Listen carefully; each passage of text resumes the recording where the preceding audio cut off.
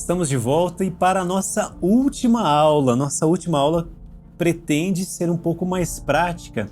Eu quero apresentar aqui para vocês alguns elementos que você pode, durante o seu dia, principalmente na sua casa, você que trabalha e que quer formar ali um contexto em que você possa fazer a leitura em voz alta para os seus filhos, que você possa formar e educar, né, a imaginação do seu filho. Vou trazer aqui algumas dicas muito práticas daquilo que ao longo dos anos eu tenho vivenciado também na minha casa. Algo que é muito importante que nós entendamos, que toda a literatura, eu já disse isso, toda a alta literatura, ela faz com que o nosso imaginário nos instale na realidade. Então toda pessoa que ela está bem educada no seu imaginário, ela consegue ter uma percepção da realidade diferente. Muito mais senso de realidade você vai ter a partir das leituras das grandes obras. Então, por exemplo, pessoas que vivem de maneira muito etérea, que vivem como se estivessem no mundo da lua, como se estivessem pessoas mais velhas que agem de maneira imatura, como se fossem jovenzinhos. Isso é falta de senso de realidade. E a literatura, através da linguagem, através desses modelos, desses arquétipos, ela quer fazer com que nós tenhamos pelo menos a capacidade de refletir sobre quem nós somos de fato, ou seja, nos dá a chave do autoconhecimento. Você sai de um livro como esse, como o Hobbit, que eu estou aqui em mãos, se conhecendo um pouco melhor. Elton, é possível isso? É possível. Nós iremos identificar em cada atitude, em cada nuance da narrativa, situações do nosso dia a dia, da nossa vida e reações que nós podemos ter a partir dessas situações, porque as grandes obras, elas sempre tratam dos dramas universais. A nossa vida sem a literatura, ela seria muito pobre. Nós não temos condições de pensar sobre todos os dramas humanos. A nossa vida não abrange, a nossa capacidade imagética, intelectiva não consegue, sem a literatura, abranger todas as realidades humanas. Não temos condições disso, somos limitados.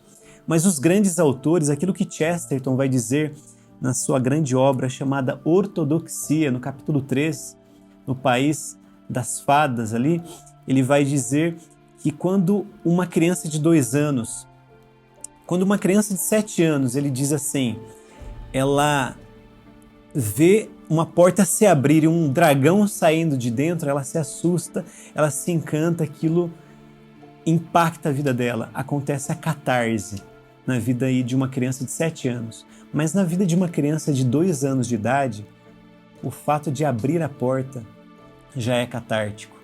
Qualquer situação ordinária, corriqueira, prosaica do seu relacionamento do dia a dia dessa criança será extraordinário para ela. Porque tudo ao redor de uma criança, os sentidos dela, nós temos 5 sentidos externos, né? O paladar, o olfato, a audição, a visão. Acho que falei os 5, né? Visão, audição, o paladar e o olfato. E nós temos 4 sentidos internos. Mas olha que interessante, o homem que tem essa alma intelectiva, tudo passa pelos sentidos externos, até a nossa fé. Em Romanos vai dizer que a nossa fé, ela acontece através dos nossos ouvidos. Nós ouvimos a palavra anunciada e aquilo nos toca no nosso intelecto e nós nos convencemos daquela verdade, nós contemplamos a verdade e queremos vivê-la, queremos mudar a partir dela. Mas nós podemos ficar como os animais, apenas nos sentidos apetitivos, apenas ali nas lágrimas. Então você lê um livro, você assiste um bom filme e você chora. E você fica condicionado a isso. Não, eu preciso ler alguma coisa que me faça chorar. Não, não é por aí. Ou eu preciso participar de um rito religioso, como é a Santa Missa, por exemplo, e eu preciso sair de lá emocionado, senão eu não vivi aquele momento. Não. Isso é uma redução do que você é. Você é muito mais do que isso. Nós somos chamados à contemplação daquilo que quer se revelar a nós. Então, quando nós saímos dessa condição sensitiva, dessa, entre mil aspas, prisão emocional que as novelas, as telenovelas hoje fazem muito bem, de maneira ideológica, fazem de maneira tão baixa e tão covarde, e você que quer educar o imaginário do seu filho e ainda assiste novela, você que quer educar o seu filho para a verdade, para a beleza e para a bondade, mas ainda assiste pornografia, por exemplo, você está destruindo o seu imaginário. Você está destruindo a sua capacidade intelectiva. E há inúmeros estudos de pessoas que se expõem a esses conteúdos que são puramente instintivos, que nos animalizam. Uma pessoa que fica ali por horas vendo pornografia, ela está se animalizando, ela está se tornando um animal, porque o animal é assim. O animal, quando ele vê uma cadela no cio, ele não quer saber se é a sua mãe aquela cadela, a sua irmã. Ele vai lá e vai montar aquela cadela e vai cruzar, vai se relacionar sexualmente. Você é chamado à transcendência. Você e eu somos mais do que isso. Nós somos imagem e semelhança do grande autor que Tolkien vai chamar de esse grande autor que é Deus. E olha que interessante, São João Paulo II disse que nós somos apenas artífices. O grande autor é Deus e nós somos artífices. E o Tolkien, ele diz isso com outras palavras, que o grande criador é Deus e nós somos apenas subcriadores. Então, quando nós contamos uma boa história, uma grande narrativa, e essa narrativa possui esses elementos, nós estamos sendo como que subcriadores. Através da palavra pronunciada, a ordem está sendo estabelecida. Porque assim é no livro do Gênesis. Quando Deus diz o seu faça-se a luz se fez. Deus poderia ter feito sem dizer nada. Ele é Deus. Ele é onipresente, onipotente e onisciente. Deus pode todas as coisas, mas Ele quis dizer. A palavra, ela é necessária para que nós tenhamos sentido para a nossa vida. Por isso que nós precisamos cada vez mais ter acesso aos grandes autores para que possamos usar bem da nossa linguagem. Porque o Verbo divino se fez carne e habitou entre nós. E lá no livro do Gênesis, o autor sagrado vai dizer que quando Deus fez, foi dizendo o seu faça-se, e as coisas foram sendo feitas a partir do faça-se, da palavra pronunciada. Ele olha, ele viu que era boa todas as coisas, mas quando ele faz o homem à sua imagem e semelhança, ele viu que é muito bom. João Paulo II vai dizer que é como se Deus dissesse: e viu que é muito belo. A beleza em você, a beleza em mim, por mais que não seja estética. Talvez você não se sinta belo esteticamente, mas se você busca a verdade, se você é uma pessoa honrada, honesta, se você é uma pessoa com senso de dever, uma pessoa que não fica reclamando, que não acha que o universo está devendo para você e fica culpando as pessoas pelas suas frustrações e fracassos, você é belo, eu sou belo. Então nós precisamos, a partir desses exercícios que eu quero deixar aqui para cada um de nós, nos educarmos no nosso imaginário, e a partir disso vivermos todas essas realidades que eu fui aqui trazendo em cada uma das aulas. Por exemplo, nós precisamos aprender a ouvir. Hoje nós estamos num mundo muito ruidoso e essa desordem faz com que nós sejamos pessoas incapazes de dar atenção aos outros. Então faça um exercício simples. Vá para um lugar um pouco mais recluso, um lugar em que você não vai ter muitos ruídos na sua casa, onde você estiver, e ouça as batidas do seu coração. Ouça, por exemplo, uma canção e tente ouvir ali cada instrumento.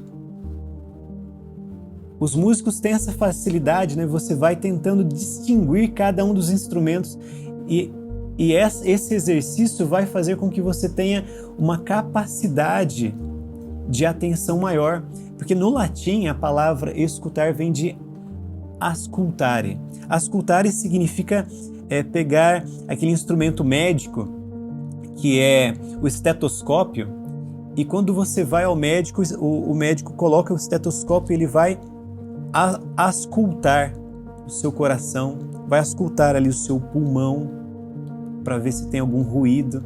Nós precisamos aprender a escutar de novo, ouvir com atenção a sua esposa, os seus filhos.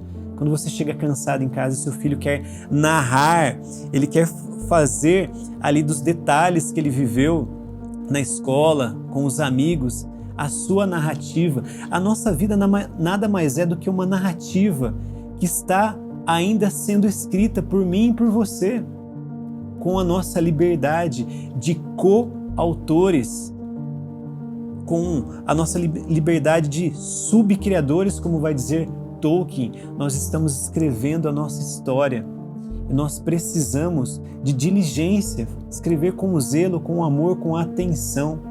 Então, um exercício muito prático é aprender a escutar, a dar atenção.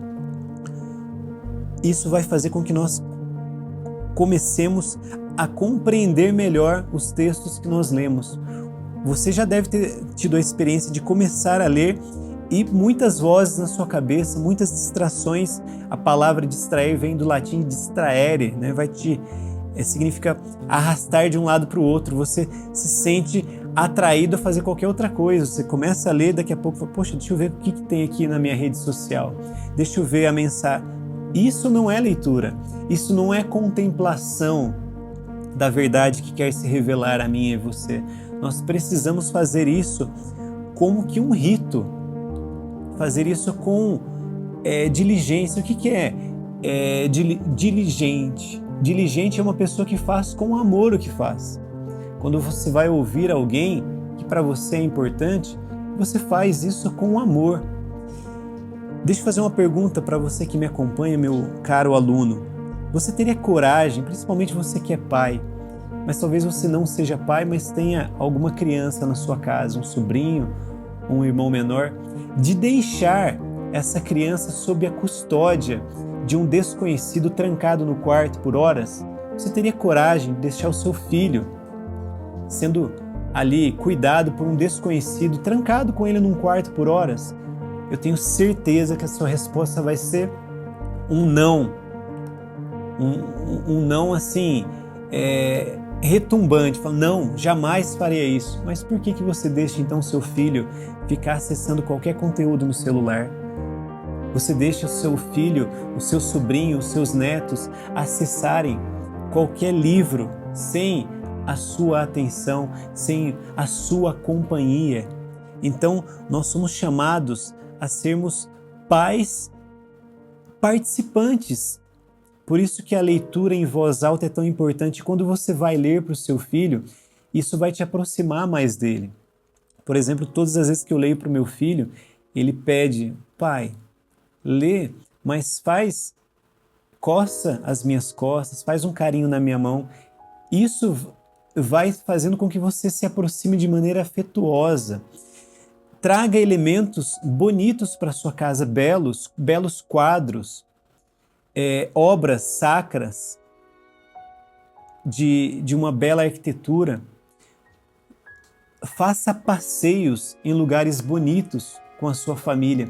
Tudo isso vai fazendo com que esse curso traga sentido para a sua vida. Não é apenas conhecimento, pelo conhecimento não é mera informação que eu quero passar para você. Eu quero dar a chave para você virar de vez a sua vida e fazer com que você se torne um pai participante da educação do seu filho.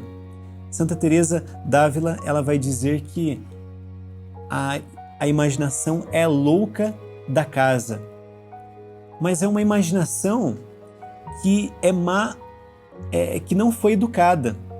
Aquela imaginação que você permite que ela vá acessando áreas da sua vida e vá te roubando da realidade. Então você se imagina ser uma pessoa que você não é. Quantas pessoas são assim hoje? Quase que de maneira esquizofrênica.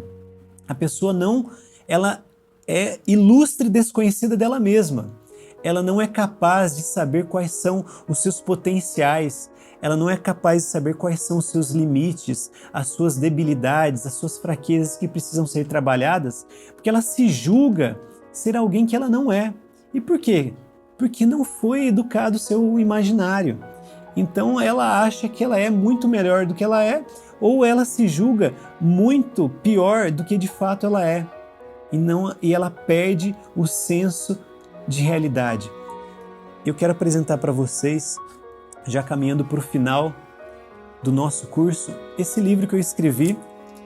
É um livro, é uma novela, é maior que um conto e menor que um romance, onde nós teremos aqui a aventura e o mistério.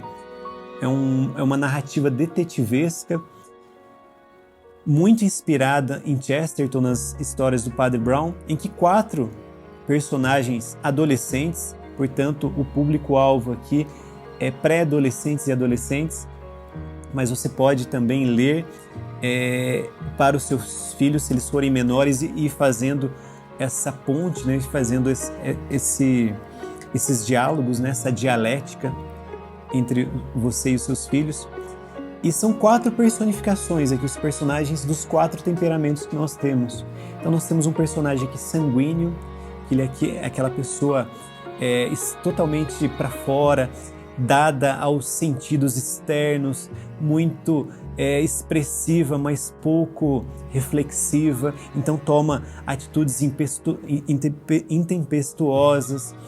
É uma pessoa que precisa ser controlada. Mas nós temos também o oposto, que é o temperamento melancólico, uma pessoa introvertida, que é o narrador da obra. Ele, o tempo todo, muito para dentro, muito reflexivo, muito tímido, precisa transcender, precisa amadurecer a partir dos seus limites. Nós temos o colérico, um personagem que o tempo todo se irrita. Nós temos na grande obra de Homero aqui a ira de Aquiles, né? Que vai, a partir da sua ira, começar uma guerra. E nós também, a partir das nossas iras, quantas vezes nós guerreamos com a nossa esposa, com os nossos filhos, sem uma justificativa aparente, mas porque o nosso temperamento está ali desordenado, desequilibrado. E nós temos o fleumático, que é aquele personagem que precisa de uns empurrões. É um personagem mais também influenciável. Então são 4 personagens aqui que eu tenho certeza que os seus filhos vão se identificar. É fácil adquirir, é só acessar esse link que ficará aí na plataforma. É muito fácil você adquirir e eu tenho certeza que essa narrativa pode também ajudar o imaginário do seu filho. Eu quero encerrar dizendo para vocês que a nossa história, ela é uma incrível narrativa, uma interessante narrativa. E Deus, o grande autor, ele se interessa, ele está a cada dia nos inspirando coisas, situações, circunstâncias, como vai dizer o grande filósofo espanhol José Ortega y Gasset, né, que diz que eu sou eu e as minhas circunstâncias. Eu não sei como você está acompanhando essa aula, esse curso. Talvez a sua circunstância seja hoje de um depressivo, seja hoje de uma pessoa desanimada, se sentindo um tanto quanto atrofiada no seu intelecto, insensível quanto aos seus afetos. Mas eu tenho a certeza de que se você se abrir, se você der uma oportunidade para aquilo que está sendo falado durante esse curso, a partir deste autoconhecimento, a partir da sua circunstância, você vai conseguir sair desse lugar em que você se encontra. Você vai conseguir dar passos, você vai conseguir ouvir, você vai conseguir ser mais sensível se você está se sentindo aí nesse extremo que é a atrofia dos sentidos, mas talvez você esteja no outro extremo, talvez você seja hoje um homem, uma mulher hipersensível, que não é bom também, chora à toa, culpa todo mundo por seus fracassos, se faz de vítima por suas circunstâncias. A literatura, ela quer nos ajudar, ela quer nos auxiliar, não a passar no vestibular. Ela não é um instrumental de afetação para você dizer que você é mais inteligente que os outros, porque você leu Homero, porque você leu Dante, leu Camões, leu Machado de Assis. Não. A literatura é para nos fazer pessoas melhores. A literatura quer fazer de mim e de você ser humanos interessantes, atraentes, porque temos em nós como que centelhas da beleza divina, da bondade e da verdade, que cada um de nós pode e deve transbordar através das nossas vidas. Espero que você tenha gostado desse conteúdo. Nós iremos produzir muito mais a partir dele e muito obrigado pela sua atenção até aqui. Um forte abraço.